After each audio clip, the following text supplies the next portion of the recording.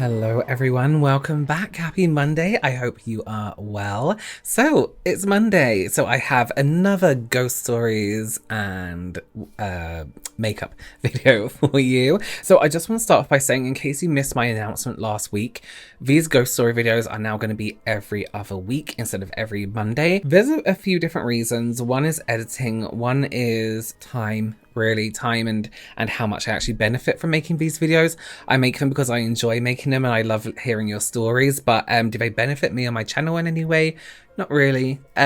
So I have to kind of cut them down a little bit. But do let me know if maybe you want to hear the ghost stories in a podcast every other week, so you have a video or the podcast, or do I move these ghost stories to a separate channel so I can do it every other week? I don't know. There's loads of options and possibilities, but hey, let's just get into it today. So I am going to be using the Colourpop Make It Black collection, which they sent me. These are gifted, so I'll be using those and some other bits, but I'll probably let you know as we go. Theme for today, I don't know. You know what I'm going to do today, right? I feel like nice weather is coming to the UK. If anyone knows me or you're familiar, I say this a lot. I despise with a passion summer. I hate it. I really, like, it really gets me down. Like, as soon as it starts like getting light at night, if it's not dark by 4 o'clock PM, I'm like, this is it. Summer's coming in. Or what comes after winter? Spring. And spring's fine, but summer I really don't like it. People hate winter. I wouldn't call it seasonal depression because it's not depression. I just hate it. I just really can't stand it. Yeah, hate it so much. So summer isn't exactly my best time. So I'm looking at this palette and I'm thinking, summer vibes, happy summer. So I'm going to do summer vibes. Look, I'm someone who was like, oh my God, I love summer vibes. And I went outside because I was like, summer vibes. And I just closed my eyes. You know when people like close their eyes in the sun? And I did that. And guess what happened? I sunned myself to death. That is a thing, sunning yourself to death. Should we just do it? Let's get on. If you have a story you want to share with us, ghosts, ghostly, paranormally, aliens, Bigfoot, maybe, who knows, just a weird person. Was somebody circling your house one day? You just go ahead and send it right here to this email address, and I could possibly read it out here on this channel. You can send it in as a video form. You can audio it yourself. It really helps if you write them down so you can kind of like just talk nicely through it, or just send it as writing, completely up to you. So let's get into it. Sun to death. Send me emails. Let's go. So our first story today is called The Start of My Greatest Fear. Ooh. It says, hi Robert, I adore your videos and they relax me so much. However, this story is anything but relaxing. It begins when I was a little girl. We moved into our new neighborhood. It was all very exciting. The old lady next door came over and said hello to us and apparently took a special interest in me, according to my mother. Every Christmas she would come over to give me wooden gifts until one year she disappeared. Suddenly, we saw a lot more of her son, who was very quiet and mysterious. We asked him about his mother, but he would just ignore us. Then he began renovating the garden, which was strange because of how run down the house was. Holes in the roof, cracks up the walls, but he found it more important to do the garden. Why? I think we know. A couple of days pass and we see red lights coming from his room upstairs. We hear the sound of chains and we thought we heard a woman scream. We knocked, but no answer. The police came. Nothing.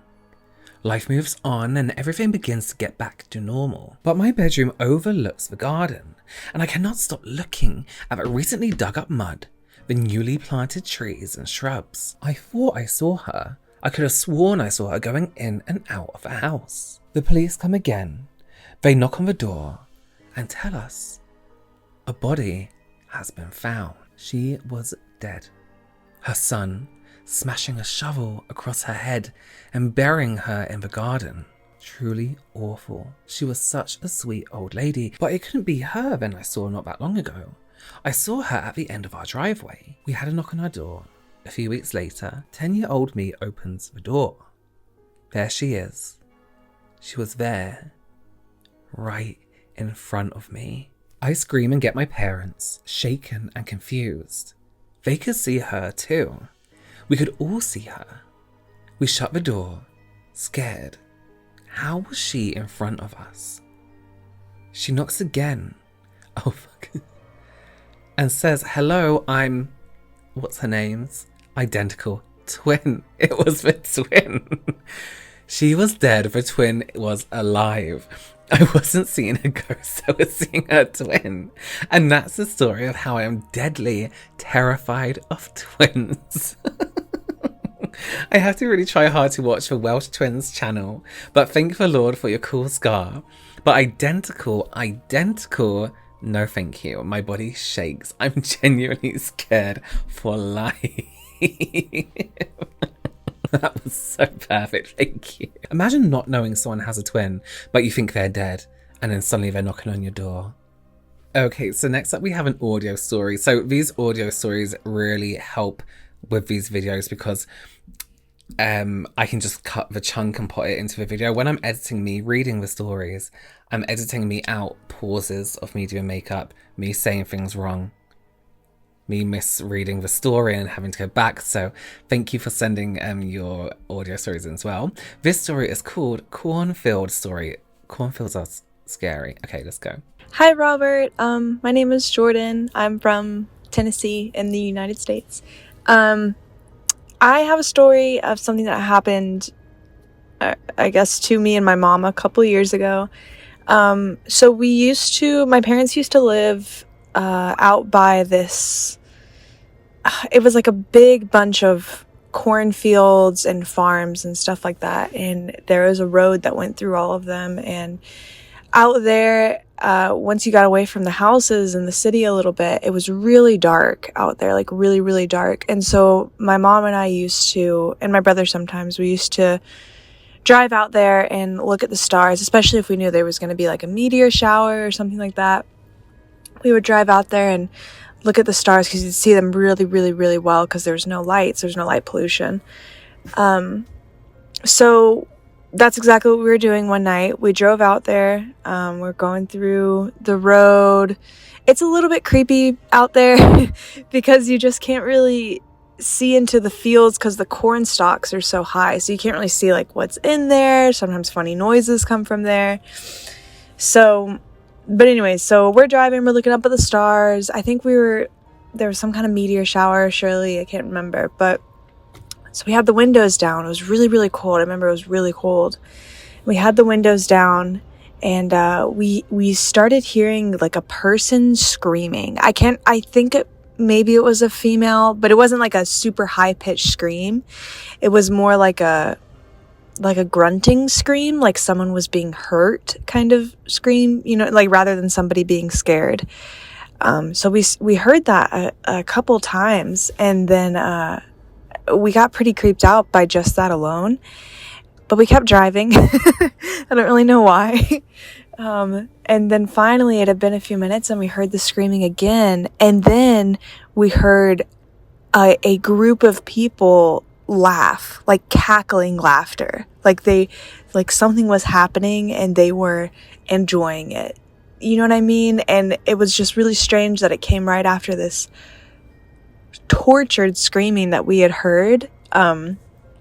So as soon as we heard the people laughing, it sounded like it wasn't too far away from where we were. And as soon as we heard those people laughing, we said, nope. And we rolled the windows up. I got back in the car, we rolled the windows up and we sped our way back home and never heard anything about it. Never knew exactly what it was, but to this day, it still kind of gives me chills to think about what was happening out there. So anyways, thanks for doing these videos. It's my favorite part of my Mondays. And thanks for everything you do. Bye. Thank you so much for sending in that story. There is something about cornfields, like I said, right? I link cornfields to aliens, specifically like grey, like skinny aliens, murderers, not ghosts. I don't link it to ghosts, cults. Although, you know what, my ideal home would be purposely set up so it was a little bit spooky. So I'd have like an old Victorian mansion, you know, one that looks really haunted, and in loads of cornfields, just because, you know, at Halloween it will be really like pleasing.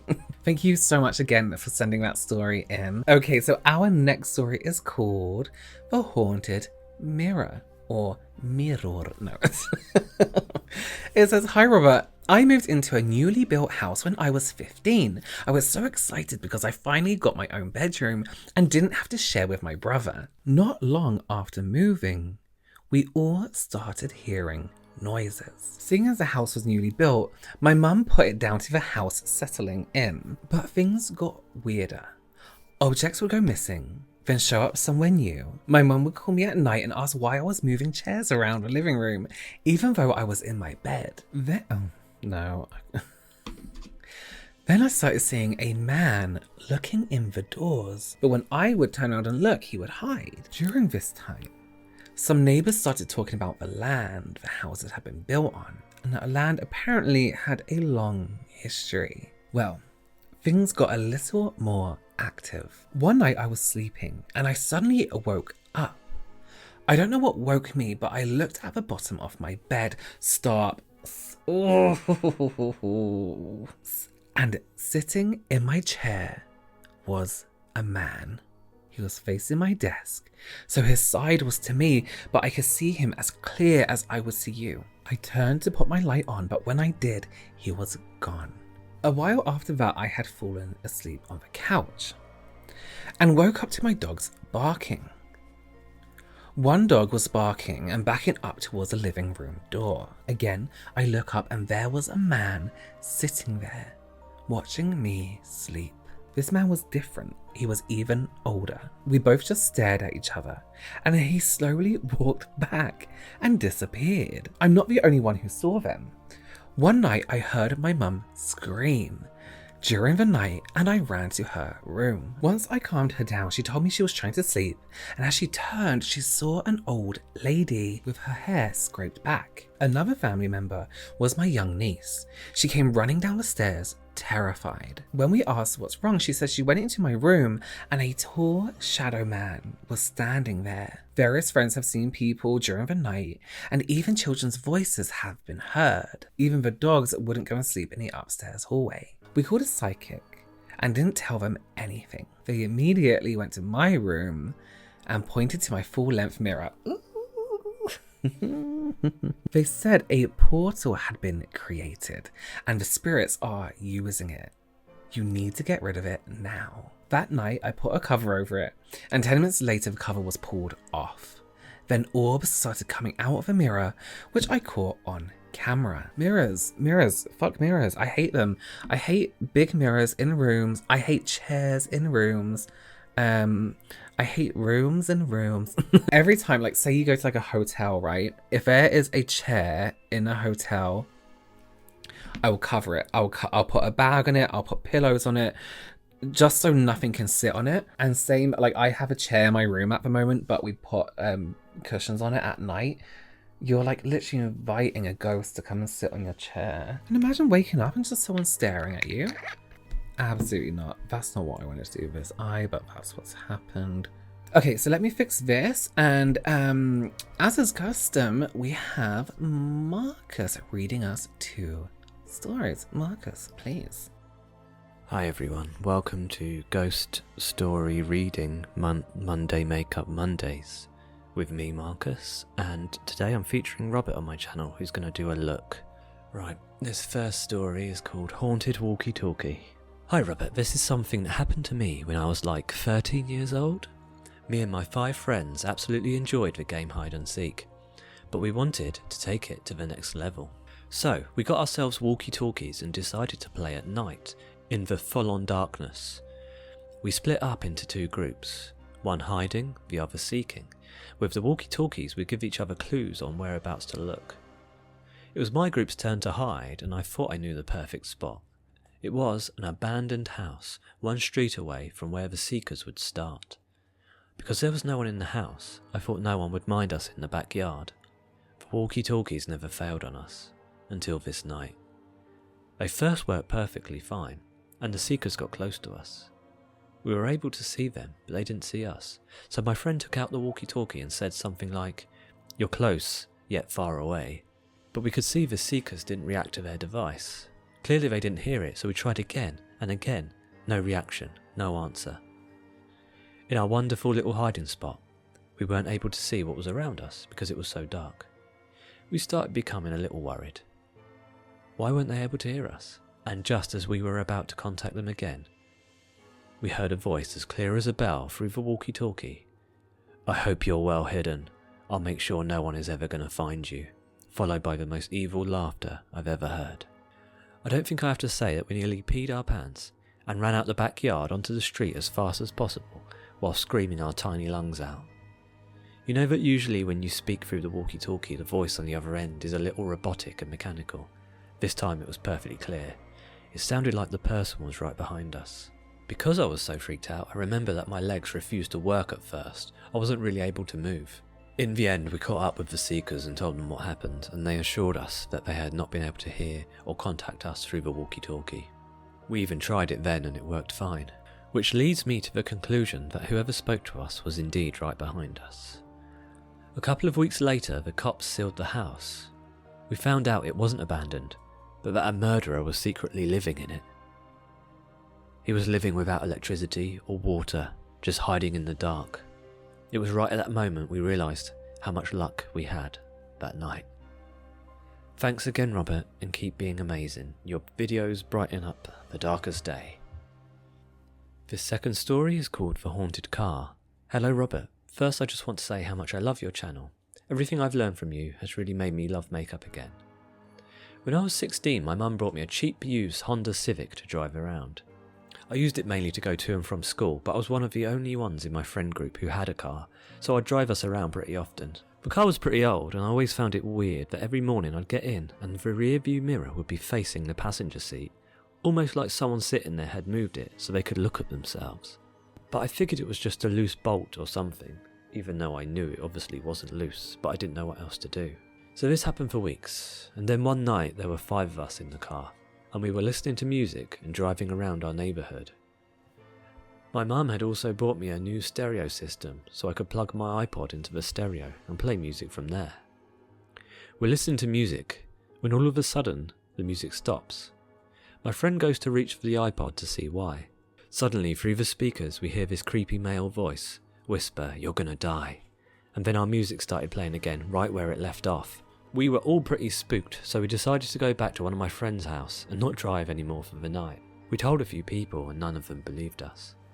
I never had the car talk to me again, but the rear view mirror would always be moved in the mornings, and I swear there was some ghost checking themselves out at night.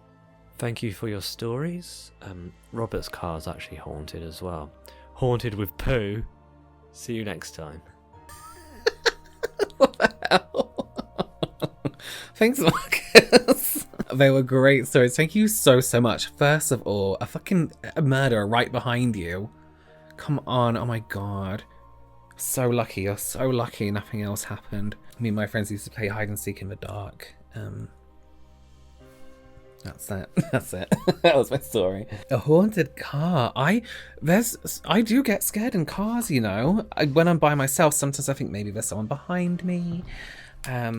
What if suddenly, you know, I look in the mirror, the rearview mirror, and there's just like an old lady sitting there. Okay, so we have one more story, and then we're pretty much done. It's gone really quick now. So this story doesn't have a title, which is fine. If you can't think of one, that's all good. So it says, "Hey Robert, I'm not sure if you do UFO stories, but I thought it may be good to mix things up. I absolutely do. I do anything stories. Thank you so much for sending it in. I'm a firm believer that there are aliens out there. I feel it's ignorant to believe that we are the only intelligent, sentient beings in the entire universe.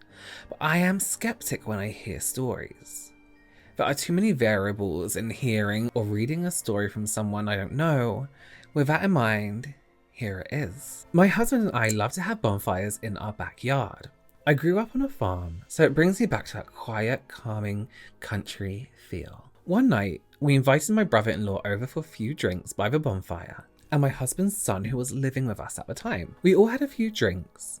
We're having a fun time, but we're by no means overly intoxicated. I don't know what time it was late, maybe 11 p.m. We live at the end of a cul-de-sac, so it was dark and quiet on our street. when my brother-in-law pointed out a bright light in the sky. It was too close to be an airplane, and there was absolutely no sound. We all stood up, walked towards the driveway to look at this bright light in the sky. It hovered for maybe a minute, and then moved back and forth a couple of times before taking off. And by taking off, I mean it took off so fast, but we watched it disappear within a couple of seconds, shooting off to our left. My husband's son was a very smart man. He tried for days to figure out what it could have possibly been, but nothing would explain its distinct pattern of hovering in one spot and taking off so fast as it did with no sound. When I did a bit of research the next day, there was a report of a silver disc being seen on our street in the daytime a few years before we moved in. Maybe it was aliens? Maybe a really quiet, fast drone? Or maybe something military or government owned that civilians don't know about? What are your thoughts? I love your channel and the way you tell a story. Thank you so much, and thank you so much for sending that in. Here's my thoughts. I think I'm exactly like you. Let me just try and blend eyeshadow for a second. When I do think it's ignorant to think out of all the planets and all the, I'm not saying all the world, in all the solar systems and all the galaxies and all the whatever, to think that we are the only planet with life on is slightly ignorant. It doesn't, I mean, I don't mean there's people walking around in fucking cities made from glass, you know, and things like that. You know, maybe it's like a different kind of animal or a different kind of trees or I don't know, something. Maybe there could be some kind of life form out there that maybe their planet is a couple of million years older than us. I don't know how science works. And they've found a way to visit all these other places really quick, you know, really quick. Instead of it taking like millions of years to get to a different planet. I would love that. Wouldn't you love to go and see what it's like on another planet? Don't abduct me. I'm not putting that out there into the universe. But then when people tell stories, or when I hear people's stories, like this, I believe, like stories like this, like sightings of a UFO or a bright light, because it's kind of like, yeah, it could have been alien, but then also, you know, could have been a drone, like you said. But when stories get a little bit far-fetched, like, oh my god, did you watch Unsolved Mysteries, the alien one? The abduction one? I don't know how I feel. It's when like people are getting abducted. No, I don't know. I love stories. I love those stories, but I'm a little bit like, So yeah, but then again, things like aliens scare me. They scare me quite a bit, but I'm intrigued, you know? Like aliens, Bigfoot, things like that scare me a little bit more than just ghosts, you know? But yeah, I don't know. I'm in that in between, I think, like you. Anyway, everyone, thank you so much. This is my burnt to death look. But yeah, listen, if you have alien stories, if you have anything stories, then absolutely send them in. Anything you consider paranormal or weird that's happened to you. We've had stalkers, we've had weird neighbors, we've had aliens, you know? Anyway, like I said, thank you so much for joining me today. So I'll be back with ghost stories, not next week, but the week after. But again, like I said, if you would prefer these videos, here, let me be real with you for a second, okay? If you made it this far, here's how it is. I love making these videos, but here's what happens on a Monday when I post a ghost story video. A select group of people watch them, and I absolutely love you all. And thank you so much for watching these videos, because I love making them and I'm super into the paranormal, so it's great for me. But then a lot of people don't at all. So it kind of tells YouTube that people aren't interested. It doesn't know the difference in my content. It tells YouTube that people aren't interested in my content, so it stops pushing my videos. I lose subscribers, and basically all like my percentages go down. And that happens every Monday. So here's what I'm gonna think about it, but here's what I want to put out there. Do I take these ghost stories to another channel? Do I make my own ghost story channel? That's kind of fun. Would you come with me? Would you follow me? If I then, that way I could do it every week and maybe some other little random bits. Do I change it into a podcast? No, because I like my curtains. Let me know what you think. Let me know what you're thinking below. I would love to hear everyone's opinion. Yeah, thank you so much again for joining me, and I will see you very soon. Be very careful. Don't get haunted. I don't know. Maybe do. See you soon. Bye.